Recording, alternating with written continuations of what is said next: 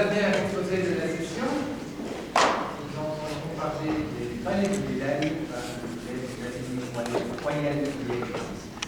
Donc, bonjour à tous, nous sommes des élèves de l'Atelier Royal Charles de Roger, également connus sous le nom de Liégeois. Donc, voici François, Thomas et moi Ariel, et c'est moi qui vais vous raconter le fil de l'histoire. Donc, notre projet de maths en Chine s'intitule Les palais de Dédale. Pour commencer à résoudre ce problème, nous allons donc d'abord parler de l'architecture en Crète, en parlant de l'énoncé et en recontextualisant un peu. Ensuite, nous allons parler de l'analyse combinatoire, qui est un outil mathématique utilisé pour parler de probabilité, ce qui sera le cas aujourd'hui. Ensuite, nous allons faire la solution du problème. Et après, nous passerons à diverses généralisations quant au nombre de couleurs ou aux autres formes possibles. Donc, l'énoncé du problème. Lorsque l'architecte de Dédale arriva sur l'île de Crète, le roi Minos lui demanda de construire des palais un peu particuliers, et chaque palais devait être constitué, comme vous le voyez ici, de 2 rangées de 3 pièces. Donc, le roi Minos a donné plusieurs contraintes. Il fallait que chaque palais soit constitué donc, de 2 paires de 2 murs de couleurs différentes. Donc, le palais, ici, vous voyez que toutes les contraintes sont respectées. Mais malheureusement, celui-là, ce n'est pas le cas, étant donné que dans cette pièce-ci et cette pièce-là, il y a 2 paires de couleurs identiques, ce qui ne respecte pas les contraintes. Et on remarque ici qu'un mur commun aux 2 pièces est de la même couleur pour les deux. Et la question est, sachant qu'en Grèce, il n'y a que 3 sortes de briques, de matériaux possibles, combien de palais et Dédale pourra-t-il construire? Alors, dans ce problème, on va compter, un certain nombre de palais. Donc, il s'agit d'un problème de dénombrement, et en mathématiques, il existe un outil, donc l'analyse combinatoire, qui est très utile pour résoudre ce type de problème. En analyse combinatoire, nous allons voir 3 concepts différents, et le premier de ces concepts, c'est la permutation. Donc, une permutation sans répétition de n objets, c'est un groupement ordonné de ces n objets. On appellera Pn le nombre de permutations différentes de n objets. Alors, en dessous de la définition, vous avez quelques exemples de permutations. Donc, si on a 4 objets qu'on nomme A, B, C et D, par exemple, on peut les permuter pour que ça donne B, A, C, D ou encore C, B, D, A. Alors, pour trouver le nombre de permutations, j'ai d'abord construit un arbre. Donc, ici, comme précédemment, nous avons 4 objets toujours nommés A, B, C et D. Et donc, pour choisir le premier objet qui se trouve ici, j'ai le choix entre mes 4 objets. Pour choisir le deuxième, je n'aurai plus que le choix entre 3 objets, et pour le troisième, plus que le choix entre 2 objets. Le dernier sera choisi par défaut, puisqu'il ne reste qu'un seul objet. Et plus généralement, on va pouvoir étendre cette notion si on a n objets. Pour choisir le premier objet, nous aurons n possibilités de choix, puis pour le deuxième, n-1, puis n-2, n-3, et ainsi de suite, jusqu'à n'avoir plus qu'une seule possibilité. Et grâce à cette relation, nous pouvons établir la formule suivante qui nous dit que le nombre de permutations de n objets c'est égal à n fois n-1 fois n-2, etc. fois 3 fois 2 fois 1. Et ça s'écrit aussi sous la forme n factorielle, la factorielle étant symbolisée par un point d'exclamation. Alors, quelques exemples de factoriels. La factorielle de 1, c'est 1. La factorielle de 2, c'est 2 fois 1, donc c'est 2. La factorielle de 3, 3 fois 2, c'est 6. La factorielle de 4, c'est égal à 4 fois 3 fois 2, donc à 24. Et maintenant, nous allons passer au deuxième concept. Donc le deuxième concept d'analyse combinatoire que nous allons voir, c'est l'arrangement. Et un arrangement sans répétition de P objets distincts parmi les n, avec P inférieur ou égal à n, puisqu'il n'y a pas de répétition, c'est un groupement ordonné de P objets parmi les n. On appellera ANP le nombre d'arrangements différents de P éléments pris parmi n.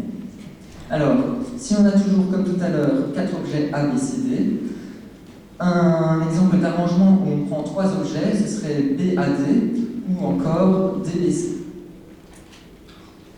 Alors, pour le nombre d'arrangements, un peu comme le nombre de permutations, pour choisir le premier objet, on aura n possibilités de choix. Puis pour le deuxième, il nous en restera n-1, pour le troisième, n-2, et plus généralement, pour le PL, on en aura n-p plus 1, ce qui nous conduit à la formule suivante, qui nous dit que le nombre d'arrangements de P éléments pris parmi n est égal à n fois n-1 fois n-2, etc. fois n-P plus 1. Et grâce à un petit artifice de calcul, qui se trouve ici, on obtient que le nombre d'arrangements de P éléments pris parmi n est égal à la factorielle de n par la factorielle de n-P. Enfin, nous allons voir un troisième et dernier concept en analyse combinatoire, c'est la combinaison. Alors, une combinaison sans répétition de P objets distincts parmi les n, c'est un groupement de P objets pris parmi les n. On appellera CNP le nombre de combinaisons différentes de P éléments pris parmi n. Alors, si, comme tout à l'heure, on reprend nos 4 objets A, B, C, D, par exemple, une combinaison, ce serait de 3 objets, ce serait C, A, B. Ou une combinaison où on prendrait 2 objets parmi nos 4 objets, ce serait A, B. Par contre, si on prend 3 objets et qu'on choisit de prendre ACD ou DAC, il s'agit de la même combinaison puisqu'on a les mêmes éléments au final. Et ça, c'est important de le remarquer puisque c'est la seule différence qu'il y a entre la combinaison et l'arrangement. Et ça nous permet de dire qu'à partir d'une seule combinaison, on va pouvoir faire un nombre de permutations de P objets arrangement. D'où on obtient la relation suivante qui est écrite ici, où le nombre d'arrangements de P objets pris parmi n c'est égal au produit du nombre de combinaisons de P objets pris parmi n et du nombre de permutations de P objets. En isolant le nombre de combinaisons dans cette équation-ci, on obtient que le nombre de combinaisons c'est égal à la factorielle de n sur la factorielle de P multipliée par la factorielle de n-P. Quelques exemples de combinaisons. Donc, si on a 2 objets et qu'on en prend un, le nombre de combinaisons sera égal à 2. Si on a 3 objets et qu'on en prend un, le nombre de combinaisons sera égal à 3. Et nous précisons, ce sera utile par la suite, que c'est égal au nombre de combinaisons de 2 éléments pris parmi 3. Et plus généralement, on peut dire qu'une combinaison de 1 élément pris parmi le nombre de combinaisons de 1 élément pris parmi k, c'est égal à k. Alors, un exemple où on prend plus qu'un seul objet, le nombre de combinaisons de 2 éléments pris parmi 4, c'est égal à 6. Bon, eh bien, j'espère que vous avez bien compris les notions vues juste avant, puisque maintenant nous allons rentrer dans du concret et nous allons aborder bien la résolution du problème. Alors, pour résoudre notre petit problème, eh bien, nous allons procéder par construction, c'est-à-dire que nous avons d'abord construit une seule pièce, et à cette pièce-ci, nous allons rajouter d'autres pièces successivement pour atteindre finalement un palais de la forme voulue. Alors, on commence d'abord par une pièce n'ayant aucun mur défini. Alors, pour créer cette pièce, eh bien, il faut d'abord choisir 2 couleurs parmi les 3, ce qui va nous donner 3 possibilités. Et ensuite, choisir 2 murs parmi les 4, ce qui va nous donner 6 possibilités. Ce qu'il faut noter par contre au niveau des couleurs, c'est que eh bien, finalement, c'est une combinaison et pas un arrangement, puisque eh bien, l'ordre dans lequel on pose des couleurs eh bien, n'importe pas finalement sur le résultat. Si on impose par exemple le vert sur un mur, puis rouge sur un autre, ou rouge sur un, et puis vert sur l'autre, ça ne changera absolument rien. Alors voici la formule qu'on obtient du coup, pour le nombre de possibilités d'un palais d'une seule pièce n'ayant aucun mur défini.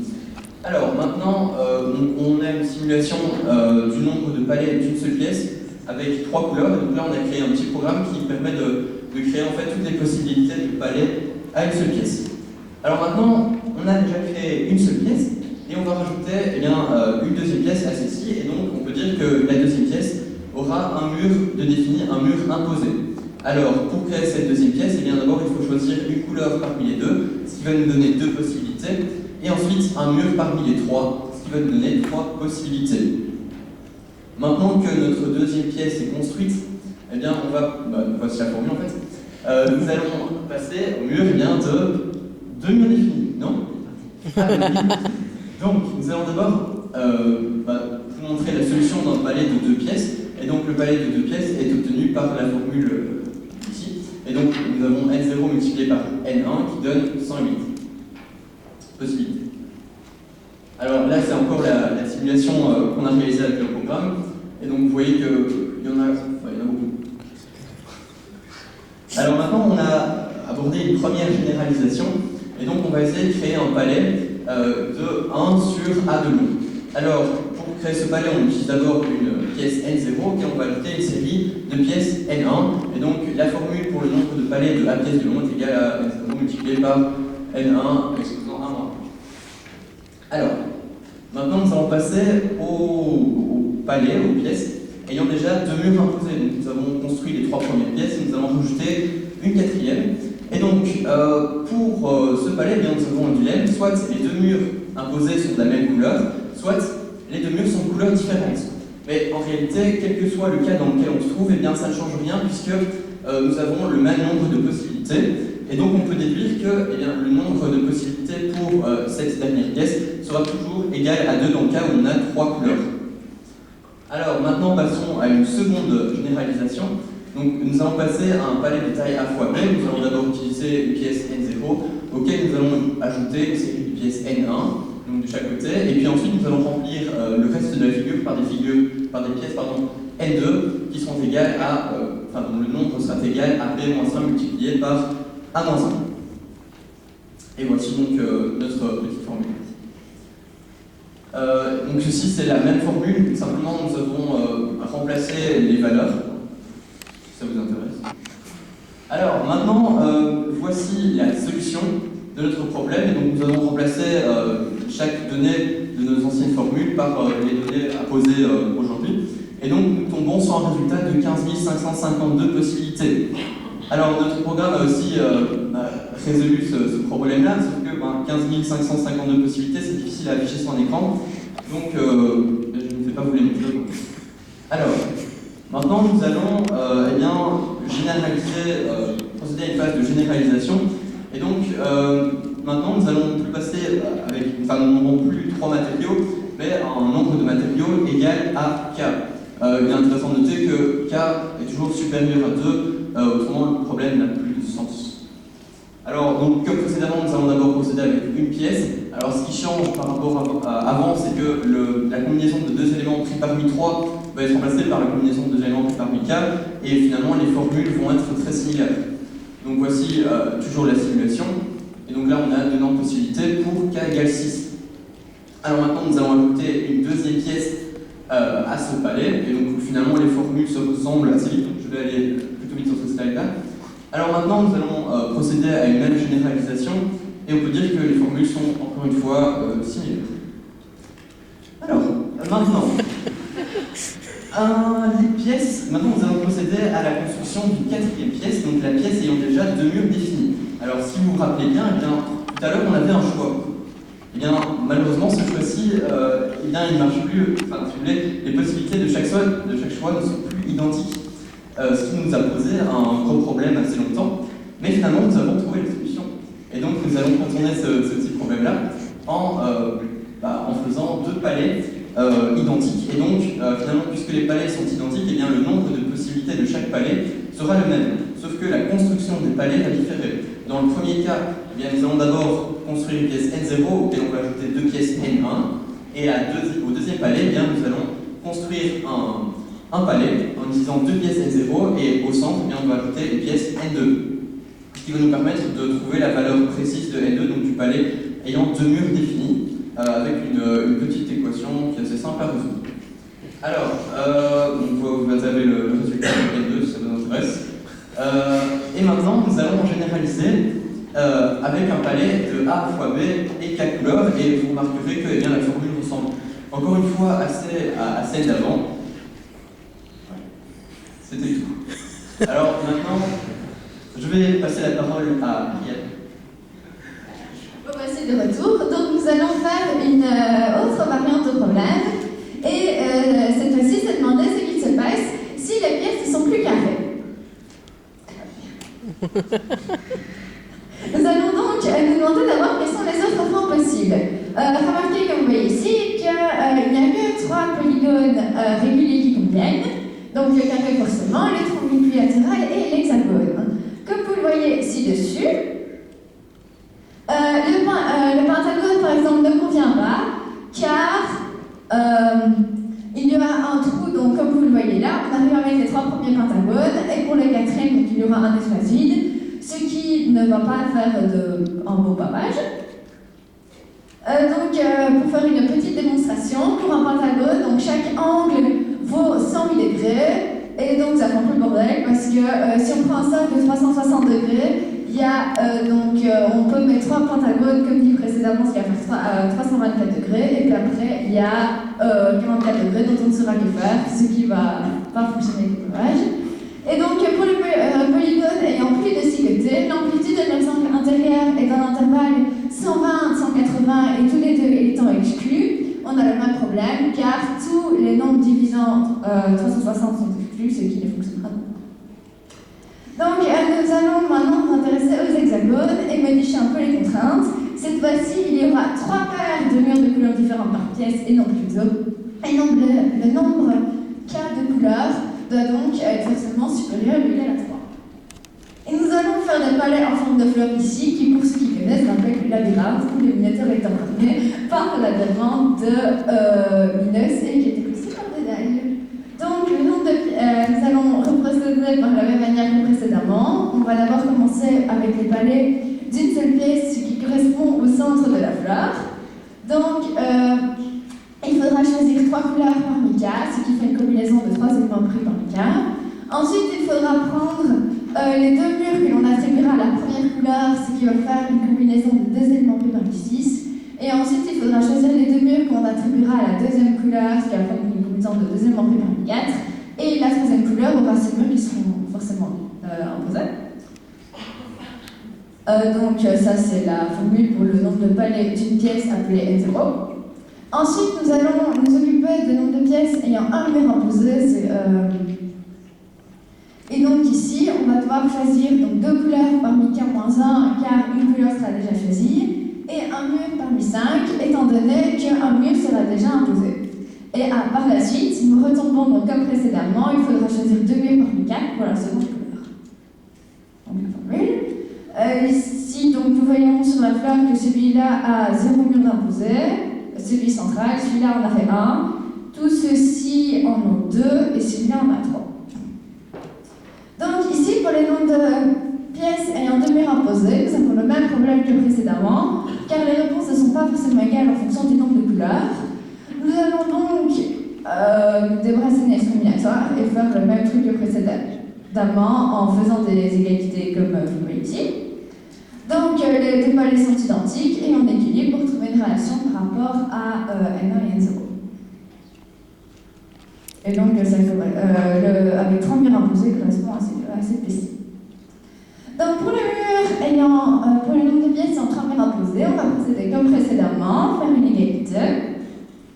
Et ici, vous voyez donc l'équation qui nous donne un lien par rapport à N1 et N2 donc, et N0 en fonction de ce qu'on a trouvé ici et qui peut donc être traduit en fonction des couleurs.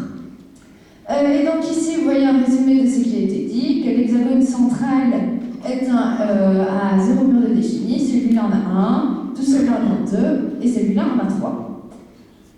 Et donc par la suite, on peut voir que pour le nombre de palais pour K couleur, K compris, K plus grand ou égal à 3, nous voyons qu'il faut donc un N0, un N1, N2 exposant 4 et N3.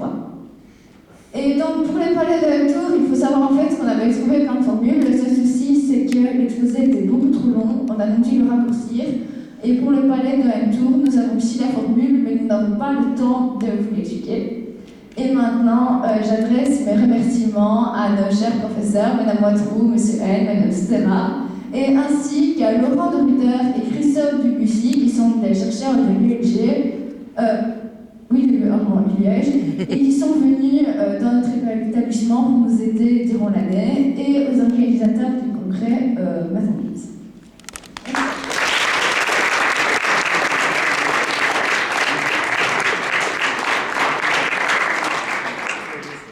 J'espère tout d'abord que vous avez compris.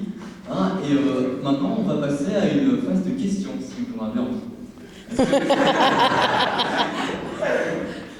Est-ce que quelqu'un peut se lancer, peut-être?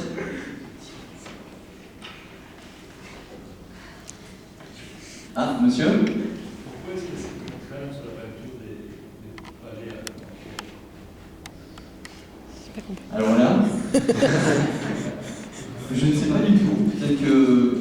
Je ne sais pas. Mais déjà, essayer de calculer le nombre de possibilités de créer Un palais, c'est un peu absurde. Alors, mettre des contraintes sur des palais, ça l'est aussi. Finalement, on est en maths ici, donc il ne faut pas s'attendre non plus à quelque chose de très logique. Quelqu'un a une autre question? Non?